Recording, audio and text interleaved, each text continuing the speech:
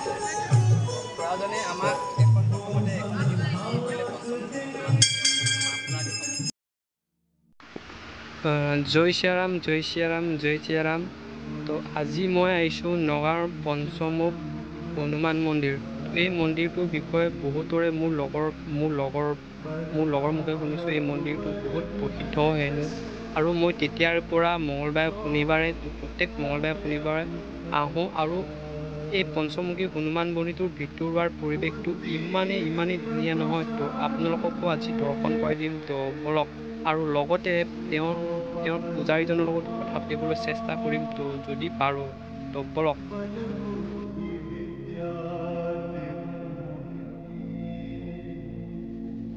এইটোৱে হ'ল যিটো পঞ্চমুখ হনুমান মন্দিৰ এইটো অৱস্থিত পৰিৱেশ। তো আমি ভিতৰলৈ গৈ পঞ্চমুখী হনুমান মন্দিৰৰ পৰিৱেশটো দেখাবলৈ চেষ্টা কৰিম কেনেকুৱা কি।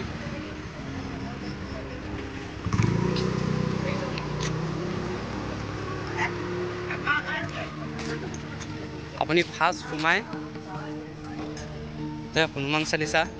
দাদা কিবা অকণমান ক'ব নেকি মন্দিৰটোৰ বিষয়ে? অসমবাসী ৰাইজ আহক।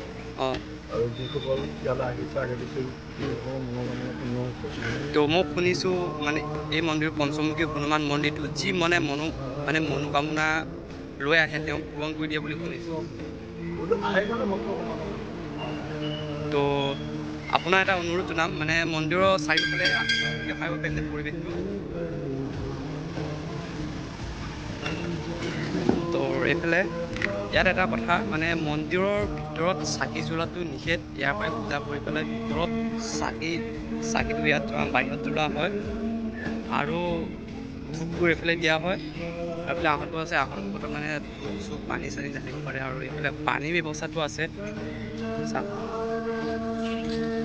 এইটো আছে পুৰা প্ৰসিদ্ধ বেলগছ। আৰু এটা কথাই ভাল, মন্দিৰটোৰ লগতে এখন কলং আছে। চাওক, এইফালে কলং আছে। তো দাদা আপোনাৰ পৰা কিছু কথা জানিব বিচাৰিম। মন্দিৰটো কেই চনত স্থাপিত কৰা হৈছিল? আৰু হয় নেকি?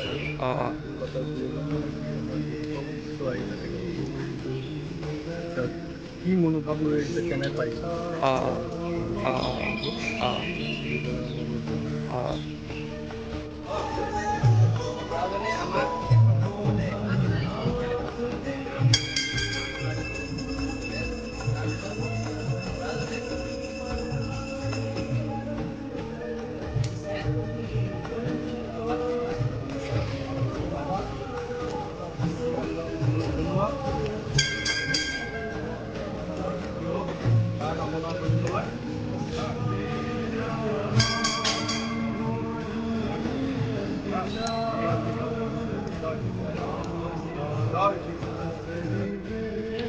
মন্দিৰৰ যিটো লাগতিয়াল সামগ্ৰী, লাগতিয়াল বাহিৰত উলিয়াই থ'ব দিছে। আপুনি যি লয় উলিয়াই থ'ব।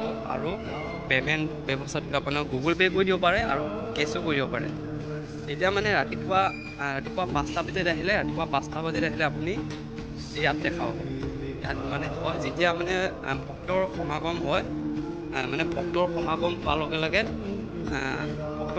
হোৱাৰ লগে লগে বাহিৰত উলিয়াই দিয়ে।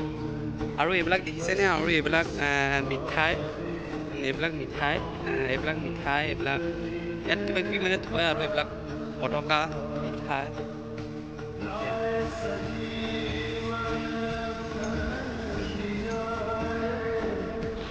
তো আমাৰ যিজন ভক্ত খুৰা, তেওঁৰ এড্ৰেছটো কোনখিনি পাৰফেক্ট এড্ৰেছটো ক'ব আপুনি কৈ দিয়ক। কোনখিনি তেওঁক দৰ্শন কৰিবৰ কাৰণে আহিলে তেওঁক দৰ্শন কৰিব পাৰে। আমাৰ নেহৰুবালি যিটো ৰাস্তা, এই ৰাস্তাটোৰ পথটোৰ নাম হৈছে হলধৰপুৰৰ পথ। আমাৰ যিটো পুৰণা বুলি ক'ব লাগিব, পুৰণা যিটো আমাৰ STC অফিচ আছিলে তাৰ লগতেই।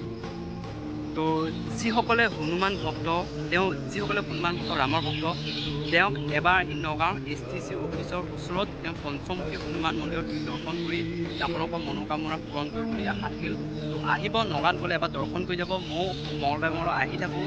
তেওঁ আমাক বহুত কিবা কিবি দিছে।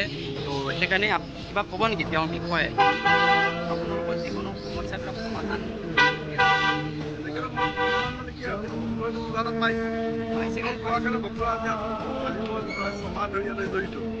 আজি আমি দেখিছোঁ প্ৰত্যেক দিনেই প্ৰত্যেক মঙলবাৰ দিনাখন মানে মানুহৰ ভক্তৰ সমাগমটো সদায় বৃদ্ধি পায়।